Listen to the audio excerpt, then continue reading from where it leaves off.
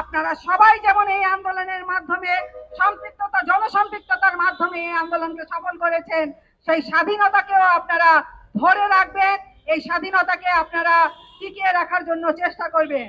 গণধোলাইয়ে আওয়ামী লীগ আবার এই দেশ ছাড়বে। শেখ হাসিনা যেমন করে পালিয়ে গেছে, এ দেশের আওয়ামী লীগ, ছাত্রলীগ, যুবলীগ তারাও পালিয়ে যেতে বাধ্য হবে। সংগ্রামী ভাই ও বোনেরা, আমি আবার আপনাদের কাছে অনুরোধ করব, অনেক কষ্টের বিনিময়ে আমরা আবার দ্বিতীয় স্বাধীনতা পেয়েছি, আমাদেরকে যেন আর কখনো তৃতীয় স্বাধীনতার জন্য যুদ্ধ করতে না হয়। বাংলাদেশে যে আইনাগর হয়েছে, এই আইনাগরে যেই সমস্ত মানুষের নির্যাতন করা হয়েছে, গুম করা হয়েছে, খুন করা হয়েছে, এর সমস্ত দায় হচ্ছে শেখ হাসিনা। এবং এই শেখ হাসিনাকে এই আন্তর্জাতিক অপরাধ ট্রাইব্যুনালের মাধ্যমে তাকে ফাঁসি দিতে হবে এবং তার ফাঁসির রায় বাংলাদেশে কার্যকর করতে হবে।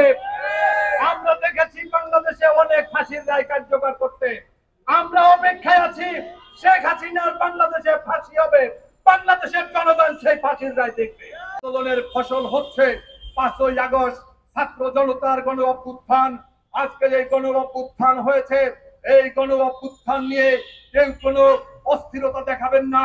আমরা চাই বাংলাদেশে খাই রাজনীতি মুক্ত, একটা লুটপাটের গণতন্ত্র মুক্ত একটা অর্থবহ পরিবর্তন আমরা চাই।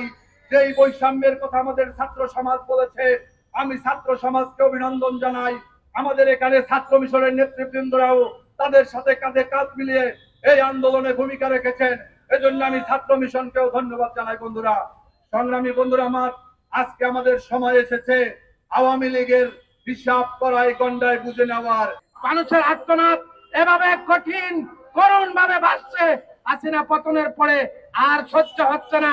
এই হাসিনাকে যতক্ষণ ফাঁসি দেওয়া না হবে, ততক্ষণ আমাদের এই অঞ্চল শান্তি হবে না, এদেশের মানুষের শান্তি হবে না, দিলে শান্তি পাবে না। সন্ত্রাসী বাহিনী, এই আওয়ামী সন্ত্রাসীদের আমরা অবিলম্বে তাদেরকে নিষিদ্ধের দাবি জানাচ্ছি। আপনারা জানেন এই আওয়ামী ফ্যাসিবাদী সরকার একটি দেশে অরাজ্যকর পরিস্থিতির চেষ্টা করছে। প্রিয় নাম্বার সেট করে বিকাশে সেন্ড মানি করুন ফ্রি।